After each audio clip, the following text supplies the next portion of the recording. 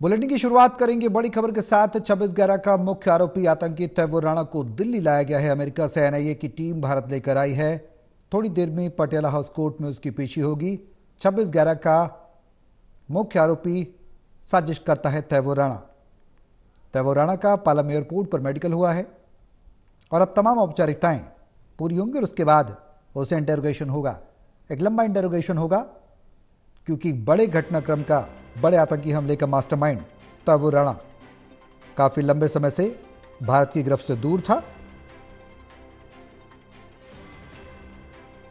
David Coleman Headley, जो कि कनाडाई मूल का अमेरिकी आतंकी,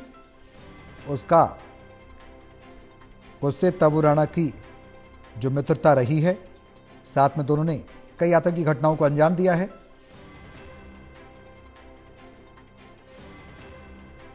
और अब दिल्ली पहुंचा है आतंकी तैमूर राणा। भारत की कूटनीतिक जीत के तौर पर इसे देखा जा रहा है। कई बड़े खुलासे होने की उम्मीद है।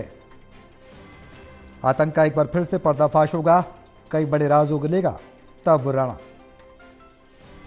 26/11 का जो पूरा प्लान तैयार किया, भारत के जो खुफिया इनपुट्स थे वो पाकिस्तान तक पहुंचाए, किस तरह से आईएसआई का सपोर्ट किया और किस तरह से भारत में आतंकी हमले करवाए,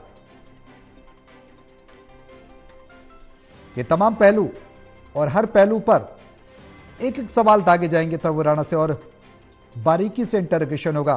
फिलहाल दिल्ली पहुंचा है मुंबई हमले का मास्टरमाइंड तैमूर राणा। हमारे सहयोगी जितेंद्र शर्मा हमारे साथ है फोन लाइन पर। ज्यादा जानकारी के लिए सीधन का रुख करेंगे।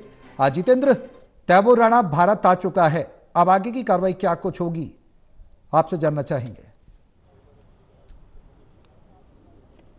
बिल्कुल, देखिए, भारत का मोस्ट आतंकवादी तैमूर राणा अब भारत आ चुका है। अमेरिका के एक विशेष विमान के जरिए उसको दिल्ली एयरपोर्ट लाया गया और उसके बाद उसे अब गिरफ्तार कर लिया गया है। एनआईए से अभी थोड़ी देर पहले ही ये पुष्टि की गई है कि उसको गिरफ्तार कर लिया गया है और अब थोड़ी देर बाद उसको कोर्ट में पेश किया जाएगा। सूत्र ये बता रहे हैं कि तकरीबन 30 दिनों की उसकी पीसी रिमांड की मांग भी एनआईए कर सकती है। तो ऐसे में अब सुरक्षा की अगर बात करें तो एनआईए ऑफिस के बाहर अब सुरक्षा जो है वो और भी कड़ी कर दी गई है। साफ तौर पर देख सकते हैं अत्याधुनिक हथियारों से लैस पैरामिलिट्री फोर्स के जो जवान हैं वो यहां पर साफ तौर पर नजर आएंगे और 3 लेयर के अंदर यहां पर बैरिकेटिंग की गई है। तस्वीरों में देख सकते हैं पैदल गश्त करते हुए यहां पर पैरामिलिट्री फोर्स के जो जवान हैं वो यहां पर तैनात हैं इस समय और 3 लेयर के अंदर बैरिकेटिंग की गई है और तैमूर राणा को अब कुछ देर बाद कोर्ट में पेश किया जाएगा और पेशी के बाद उसे यहीं पर एनआईए ऑफिस में लाया जाएगा और उससे एक लंबी पूछताछ की जाएगी कि आखिरकार उसके साथ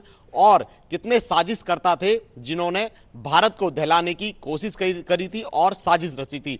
तैमूर राणा जो है वो 26/11 हमले का मास्टरमाइंड है और ऐसे में अभी फिलहाल लगातार एनआईए की जो टीम है वो जांच कर रही थी और लंबी लड़ाई लड़ने के बाद कोर्ट की अब अमेरिका से तैमूर राणा को अब भारत लाया जा चुका है और एनआईए ने उसे गिरफ्तार कर लिया है। एनआईए के जो अधिकारी हैं, बड़े अधिकारियों ने यह पुष्टि की है कि उसको गिरफ्तार कर लिया गया है, जिसका एक फोटो जो है वो भी एनआईए की तरफ से अभी रिलीज किया गया है, जो कि तस्वीरों में साफ तौर पर देख सकते हैं। जो एनआईए की टीम है उनके साथ में तैमूर राणा जो है वो खड़ा हुआ साफ तौर पर नजर आ रहा है। अब एनआईए की टीम तैमूर राणा से एक लंबी पूछताछ करेगी और आने वाले दिनों में तैमूर राणा क्या कुछ बड़े खुलासे करता है ये देखने वाली बात होगी। सौरभ। बिल्कुल जितेंद्र, कई बड़े खुलासे होने की उम्मीद जताई जा रही है इस गिरफ्तारी के बाद और एक लंबा अरसा था, इंतजार था भारत सरकार को भी कि मोस्ट वांटेड आतंकी तैमूर राणा को भारत लेकर आया जाएगा। प्रत्यर्पण एक बड़ी चुनौती था सरकार के लिए भी, जिस तरह से कानूनी लड़ाई लड़ी उसके बाद कई दांव पेचों से भारत सरकार गुजरी और उसके बाद अब प्रत्यर्पित हुआ है तैमूर राणा। हालांकि तैमूर राणा ने एक बयान भी जारी किया था।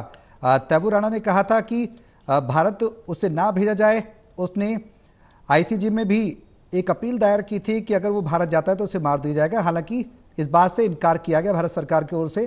भारत सरकार ने स्पष्ट रुख अपनाया और यह कहा कि इंटरोगेशन होगा, इंटरोगेशन में तैमूर राणा से तमाम चीजें पूछी जाएंगी और वो मुख्य आरोपी है, मुख्य साजिश करता है, भारत को प्रत्यर्पित करना होगा।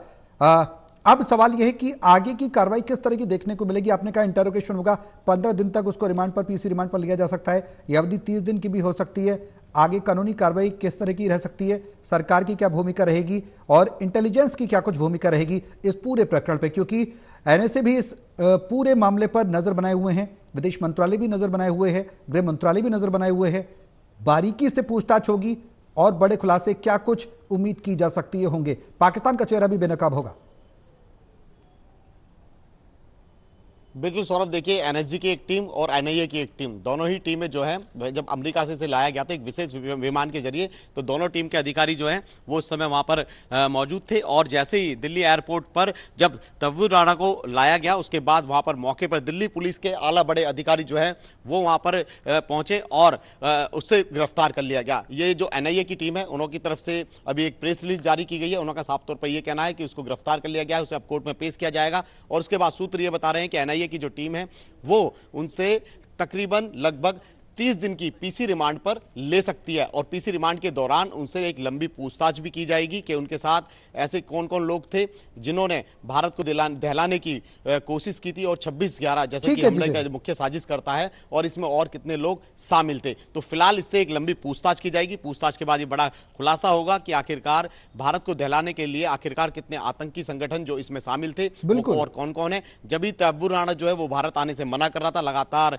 नए नए बहाने जो है उसने कोर्ट के समक्ष रखे, अपनी बीमारी का भी बहाना लगाया और भारत न आने की अपील जो है वो उसने की। ऐसे में पाकिस्तान ने भी ये साफ कह दिया कि तव्वूर राणा जो है वो उनका नागरिक नहीं है, वो कनाडियाई नागरिक है। उन्होंने कई सालों से अपने जो डॉक्यूमेंट है वो रिन्यू नहीं कराए हैं। तो ऐसे में पाकिस्तान ने भी अब तव्वूर राणा से अपना पल्ला झाड़ लिया है और अब तव्वूर राणा भारत की गिरफ्त में है, यानी कि एनआईए की गिरफ्त में भारत आ चुका है। इससे अब लंबी पूछताछ होगी और पूछताछ के बाद कितने बड़े खुलासे होते हैं ये आने वाले वक्त में पता चलेगा कि आखिरकार कितने आतंकी संगठन है जिन्होंने भारत को दहलाने की कोशिश की। और 26/11 का मुख्य साजिशकर्ता जैसे कि मैंने कहा तव्वूर राणा है, और इसके साथ और कितने लोग शामिल थे इसमें, वो आने वाले वक्त में अब बड़ा खुलासा जो है वो हो सकता है। सौरभ, बिल्कुल जितेंद्र, बड़ा खुलासा होगा और कई कड़ियां भी खुलेंगी कि अब जो आतंकी संगठन है, टेररिस्ट जो और भी हैं, वो किस तरह से एक्टिव हैं। बहुत शुक्रिया, अब नजर बनाए रहें। अपडेट के लिए आपके पास लौटेंगे।